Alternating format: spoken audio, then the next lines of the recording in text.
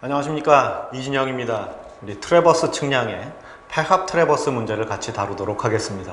우리 폐합 트래버스든 결합 트래버스든 우리 트래버스에 대한 성과표를 완성하는 과정에서는 우리 트래버스 측량이 기본적으로 각을 관측하고 거리를 관측을 하게 됩니다.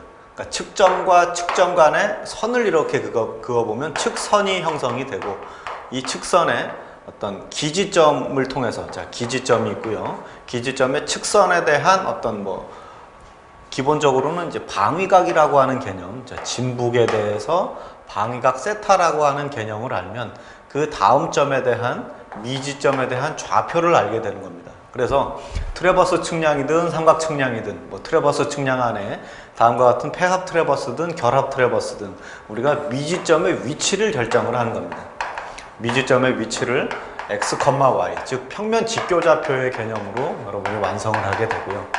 평면 직교좌표의 개념으로 완성을 하게 되는데, 용어적으로는 트래버스 측량이다 보니까 x점의 위치를, x 좌표를 우리가 합위거라는 용어를 쓰게 되고요.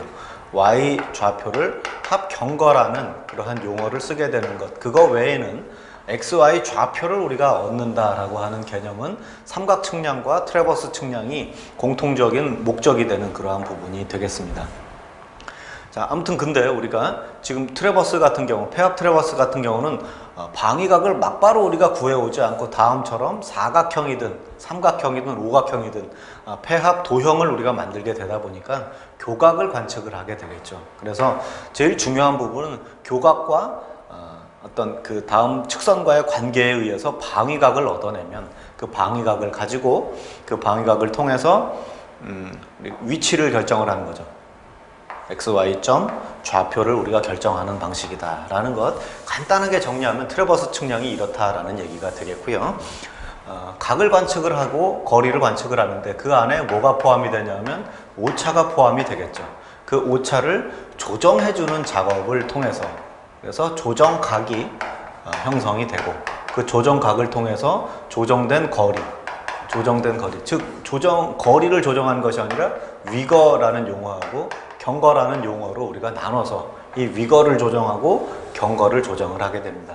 위거와 경거가 조정이 되면 아까 말씀드린 것처럼 XY 좌표를 결정을 하게 되는데, 폐합 트래버스에서는 거기에다가 플러스해서 뭐를 더하게 되냐면 면적까지 산정을 하게 되는 겁니다.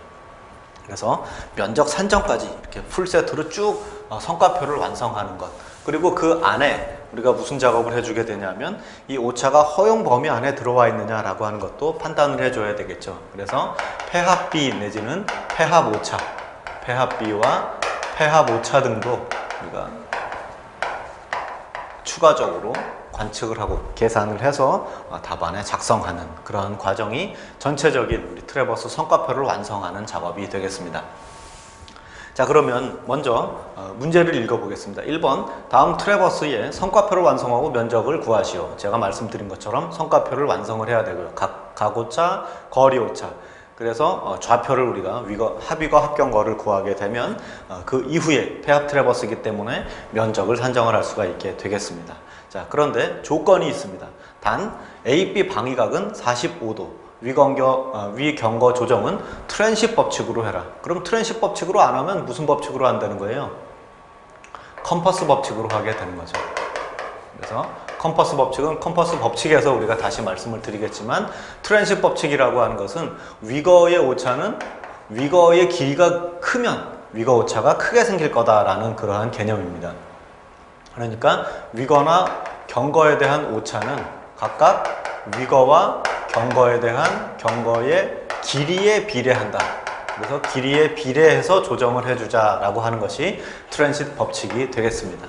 자, 그리고 계산은 소수점 아래 세 자리까지 구할 것. 자, 세 자리까지 구해달라라고 하는 이런 조건, 제한사항, 이런 부분들을 여러분이 잘 기억을 하셨다가 그런 부분에 바로 적용을 하셔야 되겠습니다. 트랜십 법칙으로 조정을 하라고 했는데 컴퍼스 법칙으로 하게 되면 소수점 셋째 자리에서 살짝 달라지겠지만 아무튼 대동소이한 값을 얻어요. 그렇지만 정확한 답은 얻을 수가 없게 되는 거죠. 그렇기 때문에 제한사항을 잘 다뤄주셔야 되겠습니다. 자, 그러면 제일 먼저 하셔야 될 일 뭐냐면 내각을 각 A, B, C, D를 관측을 했기 때문에 내각의 합이 얼마가 돼야 된다? 360도가 돼야 된다. 자, 요것은 측각 오차 델타 A가 존재한다라고 한다면 관측각의 총합, 자, 요거를 이제 관측각의 총합이라고 하고, 관측각의 총합 마이너스 180도 곱하기 n-2로 관측을 하게 됩니다. 여기서 n은 측각의 총수가 되겠죠. 측각 수가 되겠습니다. 그러니까 지금 측각이 4개의 각을 관측을 했으니까 n이 4가 되겠죠. 그러니까 4를 대입을 하면 관측각의 총합에서 180 곱하기 4 빼기 2, 그러니까 2니까 2 곱하기 180, 360도가 되는 거죠. 측각 오차는 관측각의 총합과 360을 제외한 뺀 그 값의 차가 존재한다면 델타 A가 되겠죠. 만약에 관측각의 총합이 360도 00분 20초였다라고 한다면 360도보다 20초가 초과되는 그러한 계산을 얻을 수가 있겠죠. 20초가 초과되는